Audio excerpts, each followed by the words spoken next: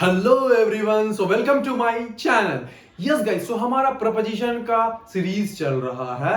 ये हमारा पार्ट 5 है प्रपोजिशन का। हम प्लेस प्रपोजिशन पढ़ रहे हैं। सो अब नेक्स्ट प्रपोजिशन पढ़ने जा रहे हैं हम, बाय, नेक्स्ट टू और beside.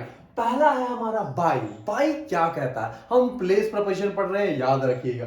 To denote position of something close to something. ये किसी का पोजीशन दिखाता है। कोई चीज किसी के बगल में है और एकदम क्लोज है, सटा हुआ है, तो वहां पे हम बाई का इस्तेमाल करेंगे। मान के चलिए ये कोई चीज है और ये एकदम इसके बगल में है और सटा हुआ है, तो वहां पे हम बाई का इस्तेमाल करेंगे। एग्जाम्पल समझते हैं। सी केम एंड सैट बाई मी। वो आई और वो मेरे बगल में बैठ गई। हम बाई का इस्तेमाल यहां पे कर रहे हैं। इसका कहने का मतलब है वो बगल में बैठी तो बैठी, बट वो सट के बैठी, वो क्लोज थी। बाई का इस्तेमाल करते हैं कोई चीज बगल में है और वो क्लोज है, सटा हुआ है, तो वहां पे हम बाई का इस्तेमाल करते हैं। नेक्स्ट एग्जांपल मैंने लिखा, PNB bank is situated by Royal Enfield. ये मान के चलिए पीएनबी बैंक है, पंजाब नेशनल बैंक, और उसके बगल में रॉयल एनफील्ड है। बाई का इस्तेमाल कर रहे हैं। इसका मतलब वो एकदम सटा हुआ है, जो पंजाब बैंक के बगल में है और वो सटा हुआ है रॉयल एनफील्ड, तो वहां पे हम बाई का इस्तेमाल करते हैं। आप रोड पे अक्सर देखते ही होंगे, बहुत सारी दुकान एकदम सटी सटी रहती है, तो वहां पे अगर आपको बोलना है कि वो दुकान उसके बगल में है, तो वहां पे सटी हुई है ना, तो वहां पे हम बाई का इस्तेमाल करेंगे। Just like he is sitting by me, मतलब कि वो मेरे एकदम बगल में बैठा है और वो सट के बैठा है, तो वहां पे हम बाई का इस्तेमाल कर रहे हैं। अब नेक्स्ट आगे बढ़ते हैं, नेक्स्ट टू और बिसाइड। पहले हम समझते हैं नेक्स्ट टू क्या होता है।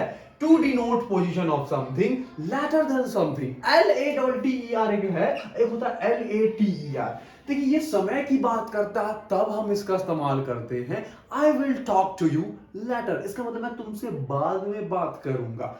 इसका इस्तेमाल करते हैं I will teach you conjunction later article. इसका मतलब है हम तुमको जो आर्टिकल है कंजंक्शन के बाद पढ़ाएंगे, ठीक है। तो वहां पे हम इसका इस्तेमाल करते हैं। वो उसकी समय की बात करते हैं, उसकी समय की इसकी समय की बात नहीं करते हैं। अब नेक्स्ट टू क्या कहता है? नेक्स्ट टू कहने का मतलब है कि कोई भी चीज है जो किसी के बगल में है या उसके बाद है, ठीक है, और उसका रेफरेंस हमको डालना जरूरी है। अगर हम लोकेशन की बात कर रहे हैं, किसी की लोकेशन दे रहे हैं, तो रेफरेंस डालेंगे। कैसे लोकेशन डालेंगे? लोकेशन और रेफरेंस की बात कर रहा हूं मैं, क्या लोकेशन और रेफरेंस की बात कर रहा हूं समझते हैं। इसलिए मैंने लिखा चाकन इज नेक्स्ट टू गया टुवर्ड्स पटना। एक लोकेशन नहीं बता रहा हूं मैं, ये चाकन एक प्लेस हो गया, गया भी एक प्लेस हो गया, तो मैं क्या बोल रहा हूं, चाकन है जो गया के बाद आता है पटना की ओर। अगर हम नेक्स्ट टू का इस्तेमाल कर रहे हैं किसी लोकेशन बताने के लिए, कि जो बेला है, जहानाबाद है जो बेला के बाद आता है, ऐसे करके अगर मैं बोलना चाहता हूं, तो रेफरेंस भी देना पड़ेगा। उसके आगे क्या आता है वो भी हमको बताना जरूरी है। जस्ट लाइक कि Jehanabad is next to Bela towards Patna. अब जहानाबाद के बाद पटना ही ना आएगा, तो रेफरेंस वहां पे ये हुआ, पटना की ओर ना हुआ, तो वहां पे हमको रेफरेंस डालना जरूरी है। तो वही मैंने बोला कि चाकन है जो गया के बाद आता है पटना की ओर, तो वहां पे आप रेफरेंस जरूर डालिएगा। समझ में आ रही है बात को? अब मैंने लिखा Saif is sitting next to Rahul. जो सैफ है वो राहुल के बगल में बैठा है। नेक्स्ट टू का इस्तेमाल करते हैं कोई चीज बगल में है, थोड़ा गैपिंग है, थोड़ा सा जगह है, तो वहां पे हम नेक्स्ट टू का इस्तेमाल कर सकते हैं। मान के चलिए ये एक है जगह और यहाँ पे ये है, तो ये बगल में ही ना हुआ, ये बगल में ही हुआ, और थोड़ा यहाँ पे देखिए बीच में जगह है, गैपिंग है, तो वहां पे हम नेक्स्ट टू का इस्तेमाल कर सकते हैं। मैं यहाँ पे खड़ा हूं, मेरे यहाँ पे बगल में कोई बैठा हुआ है या खड़ा है, तो बोल सकते हैं he is standing next to me या he is sitting next to me, क्योंकि गैप है थोड़ा सा और वो मेरे बगल में है, तो वहां पे हम नेक्स्ट टू का इस्तेमाल कर सकते हैं। ठीक है, ये समझ गया। अब हम समझते हैं बिसाइड। बिसाइड क्या होता है? हमने तो पढ़ा था इसमें कोई चीज ये नहीं है कि ये बगल में है, या बिसाइड का तो मतलब होता है बगल में, ठीक है।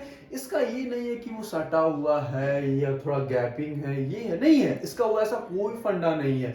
बिसाइड का मतलब है बगल में है कोई भी चीज, सटा हुआ है या थोड़ा फर्क है, कुछ भी है, आप उसमें लिख सकते हो, बिसाइड का इस्तेमाल कर सकते हो, कोई दिक्कत नहीं है।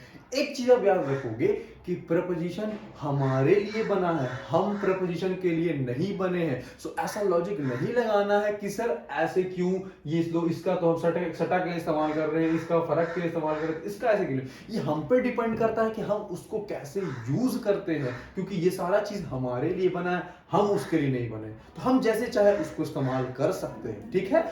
तो ये डिसाइड करने का मतलब है कोई चीज आपके बगल में है, जरूरी नहीं सटा हुआ है कि फर्क है, बस वो बगल में है, दाएं हो बाएं हो बगल में है, बिसाइड का इस्तेमाल वहां पे हम करेंगे। एग्जांपल मैंने लिखा, my house is beside the river. एक नदी है, नदी के बगल में मेरा घर है, तो वहां पे हम बिसाइड का इस्तेमाल कर रहे हैं कि जो मेरा घर है वो नदी के बगल में है, तो बिसाइड का इस्तेमाल कर रहे हैं। नेक्स्ट एग्जांपल आप देखते हैं, SRK lives beside my house. जो शाहरुख खान है वो मेरे घर के बगल में रहते हैं। ये मान के चलिए मेरा घर है और उनके घर, ये मेरे घर के बगल में उनका घर है, मन्नत जो नाम उनका घर का, तो वहां पे हम बिसाइड का इस्तेमाल कर रहे हैं कि मेरे घर के बगल में SRK रहते हैं। तो yes guys, it was all about by, next to, beside. आप इसको अच्छे से देखिए एक बार और अच्छे से समझिए। यस गाइस, सो अब हम नेक्स्ट प्रोपोजिशन पढ़ने जा रहे हैं जो कि है इन front of. In front of का मतलब होता है के सामने। बहुत लोग क्या करते हैं कि अगर कोई मान लीजिए मार्कर है, ये एकदम मेरे जस्ट सामने है, तो वहां पे इन फ्रंट ऑफ का इस्तेमाल कर देते हैं। यहाँ पे ये आमने सामने हुआ, इन फ्रंट ऑफ का इस्तेमाल यहाँ पे ऐसे नहीं करेंगे। कब करेंगे समझने जा रहे हैं वही। To denote position of something at the front side of something. ये किसी का स्थान दिखाता है, कोई चीज किसी के सामने है। In such a way as one sees the side। ऐसा वो रहना चाहिए, ऐसा वो रहना चाहिए कि कोई उसका साइड देख सके। साइड ये हो गया मेरा, जो ये साइड है ये हो गया, ये फ्रंट हो गया, ये साइड हो गया, ये किनारा हिस्सा। और the back of the other, या तो पीछे, बैक है जो, ये उसका पीछे वो देख सके, तो वहां पे इन फ्रंट ऑफ का इस्तेमाल करेंगे।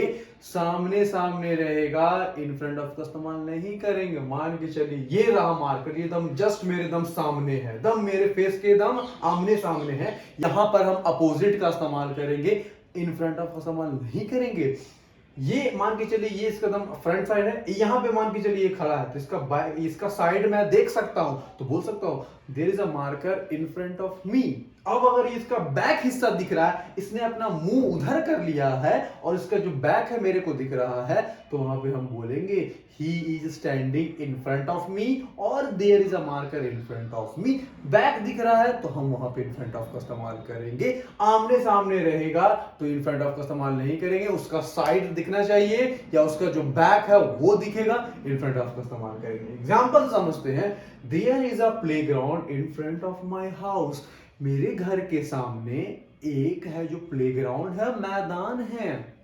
ये मेरा घर है, प्लेग्राउंड है इतना बड़ा, तो क्या वो दोनों आमने सामने हैं? नहीं।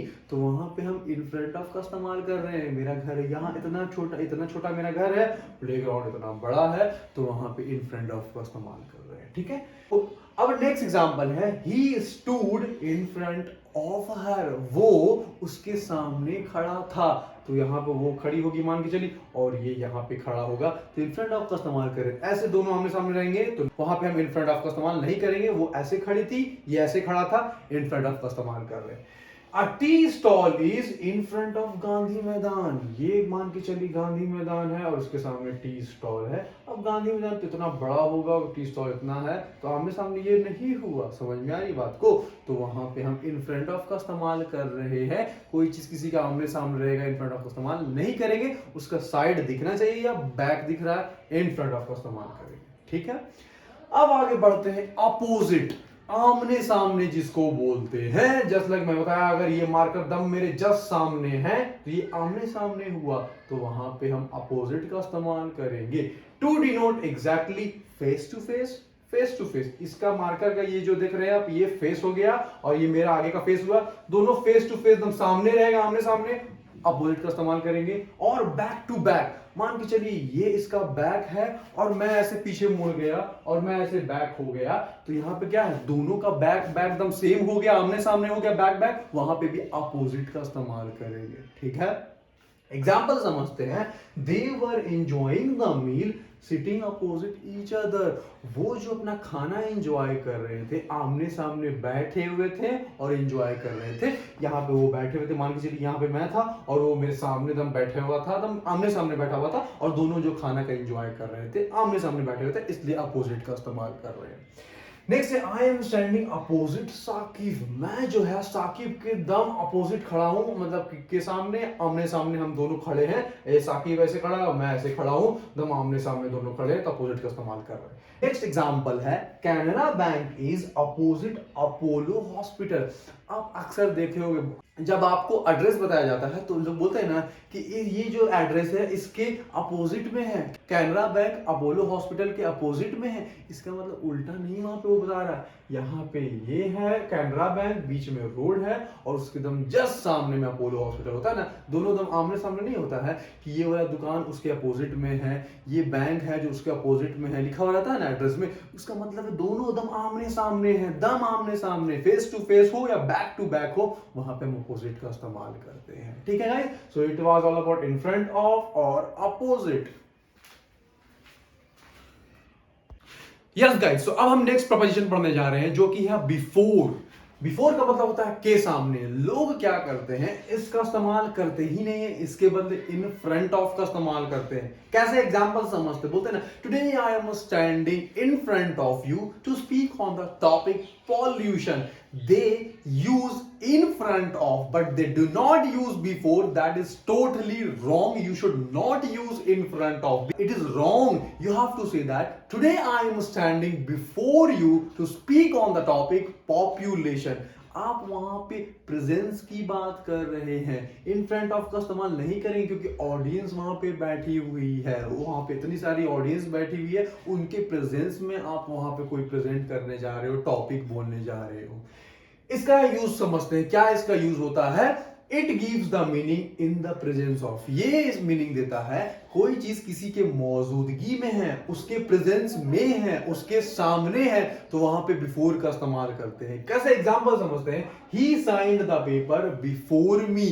उसने जो पेपर पे साइन किया मेरे सामने साइन किया उसने। क्या वो मेरे एकदम सामने खड़ा था और उसने साइन किया? नहीं, मतलब वो रूम था, वहां पे मैं मौजूद था और उसने मेरे सामने वहां पे किया पेपर को साइन, उसने मेरे सामने पेपर को साइन किया। अब बोलते नहीं मेरे सामने उसको गाली दिया, ही अब्यूज्ड बिफोर मी। क्या वो मेरे एकदम सामने खड़ा होकर गाली दिया? इसका कहने का मतलब है कि वहां पे मैं था और वहां वो गाली दे रहा था। हम बोलते नहीं है कि मेरे सामने वो लोग लड़ाई कर रहा था, झगड़ा कर रहा था, मारा पीटी कर रहा था। क्या तो मेरे सामने वो लोग लड़ाई कर रहा था, मतलब कि मैं वहां पर था और वहां पे वो लड़ाई हुआ, तो वहां पे बोलेंगे हम कि दे वर फाइटिंग बिफोर मी। मेरा वहां पे प्रेजेंस था। She felt nervous in singing before the massive crowd. अब इतने बड़ी क्राउड है, क्या वहां पे अपोजिट लगाएंगे? नहीं लगाएंगे, हम पढ़ चुके। इन फ्रंट ऑफ लगाएंगे? नहीं लगाएंगे। वहां पे क्राउड है, बहुत भीड़ है, वहां पे उतनी बैठी हुई है वहां पे, और वो जो है नर्वस फील की और क्राउड के सामने गाना गाने से। उतनी बड़ी क्राउड, उतनी बहुत सारी भीड़ है और उसके सामने जो वो है नर्वस फील की गाना गाने के लिए, तो वहां पे प्रेजेंस की बात कर रहे हैं। ठीक है ना। नेक्स्ट है today I am standing before you to speak on the topic. मैंने बताया मैं यहाँ पे खड़ा हूं आपके सामने ये टॉपिक पे बोलने जा रहा हूं। नेक्स्ट यूज समझते हैं to give the sense of in the comparison of. किसी की तुलना करने के लिए भी हम बिफोर का इस्तेमाल करते हैं। हम बोलते हैं ना कि वो तुम मेरे सामने कुछ नहीं हो। अब कंपैरिजन करते हैं सेलिब्रिटी के कि सलमान खान के सामने कार्तिक आर्यन कुछ नहीं है, so Kartik Aryan is nothing before Salman Khan. तो किसी की तुलना करने के लिए बोलते हैं ना मेरे सामने तुम कुछ नहीं हो, उसके सामने वो कुछ नहीं है, तो वहां पे हम बिफोर का इस्तेमाल करते हैं। एग्जाम्पल से समझते हैं, Bhoju Teli was nothing before king Bhoju. King Bhoju एक थे, राजा थे, उनके सामने जो भोजू तेली कुछ नहीं थे। Katrina Kaif is nothing before Alia Bhatt. Alia Bhatt के सामने कैटरीना कैफ कुछ भी नहीं है। कोई किसी के सामने कुछ भी नहीं है, तो वहां पे हम बिफोर का इस्तेमाल करते हैं। Guys it was all about before. आप एक बार अच्छे से देखिए। If you want to take screenshot you can guys.